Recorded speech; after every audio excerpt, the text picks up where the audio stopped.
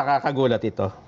Ba, yan Diba, naman tayo. Yan naman, Hinahanap mo yung mga maleta, di ba? Ang dami naghahanap doon sa maleta ni Saldico, di ba? yes. Puno ng salapi daw yun. Nako po. Ang isang maleta daw, pinakamababa, 48 million ang laman. Ang isa? Ang isa, 48 to 50 million. Yun daw kasi medyo malaki ng konti, 50. Oo. Yun daw, 48, hindi talaga, pinipilit na ng kasi 50, hindi raw kasi. Hanggang 48 lang talaga, kaya may butal ng konti. Oo. Oh. Hinahanap nga namin. Pinuntahan nga ng pulis doon sa bahay sa BGC, yung Hindi kondo. makita, no? Hindi makita. Hindi nakita. Pinuntahan sa Sagingan, doon sa may kabila, hindi din napunte. Wala doon sa Sagingan. Hindi rin nakita? Hindi rin. Pinuntahan daw doon sa Taal Lake.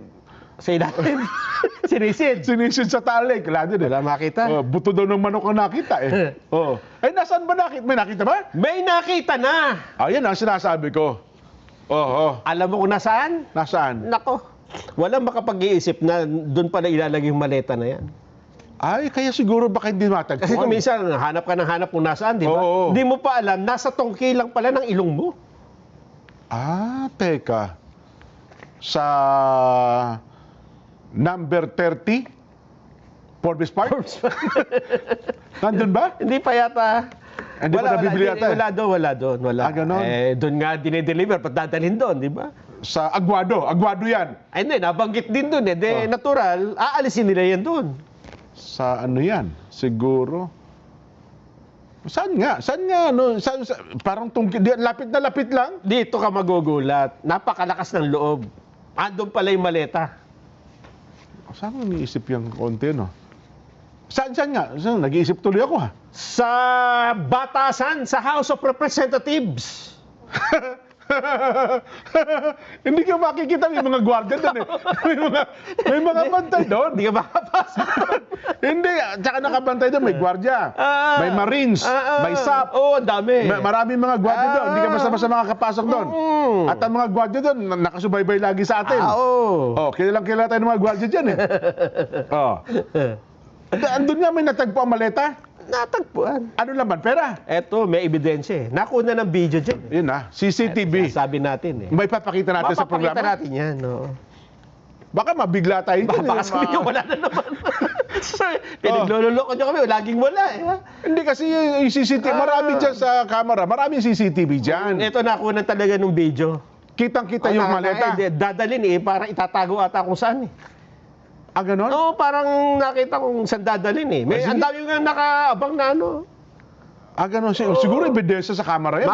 Makikilala mo yung mga kasama sa likod. Ano pa yata yung Chabit eh. Ba? Nagtaka ako ba? Hindi na ganawa Chabit. Kasi si Chabit naman, hindi lang maleta dala niya, arbor car yan. Oo nga ano. Tingnan nga natin. Nelson, yan ang sinasabi mo, nakita ang maleta sa camera. Oo.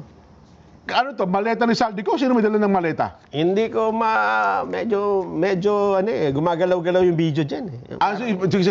Ito na po, mga kababayan. Pero baka sa TV nyo malinaw. Sa pagtingin ko, hindi ko masyadong maaninag. At kinumpirmang yun yung maleta na yun? Maleta talaga. Ba? Sige nga, panoorin nga natin. Video. Chabit na ito. Oo nga.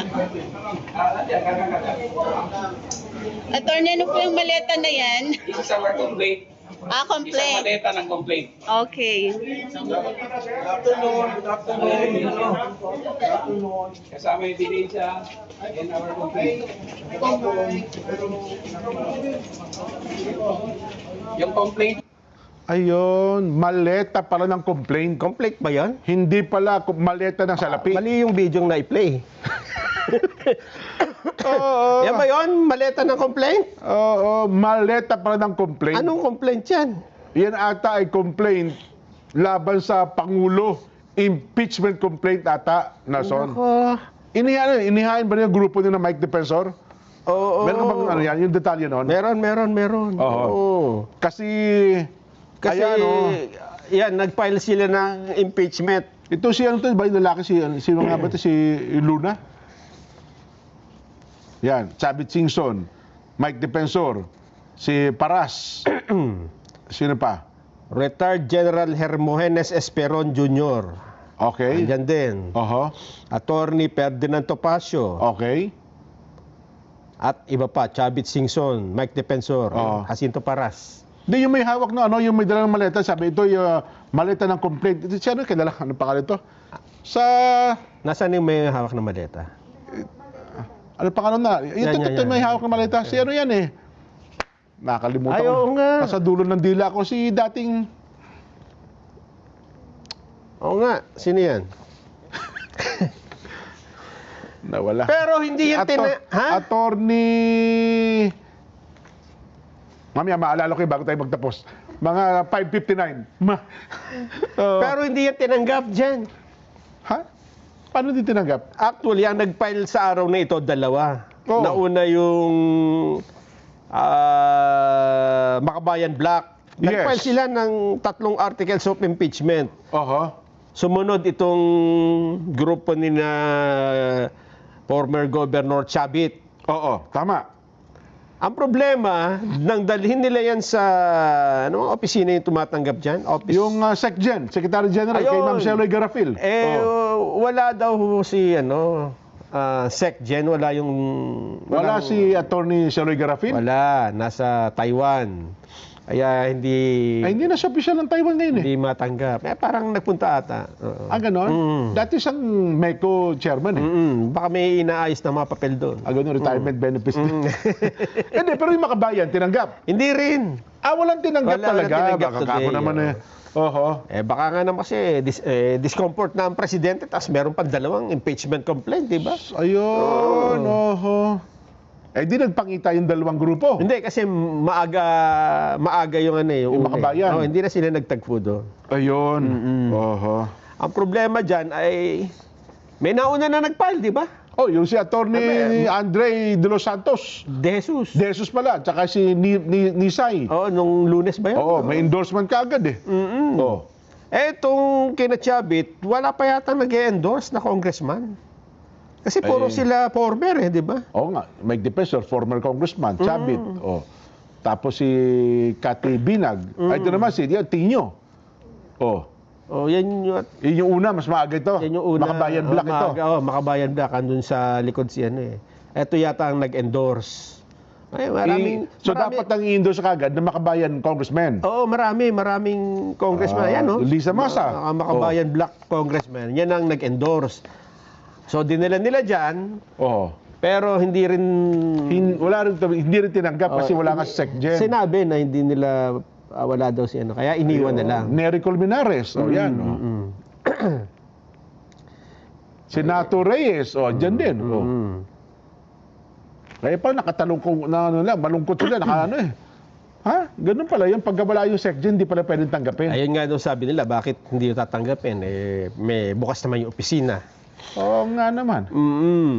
Kung tatanggapin lang naman, bawal pala yun. Ang magiging problema natin dito, paano na yung 1-year ban? Di ba? Kung nauna nang tinanggap yung na-file nung isang araw.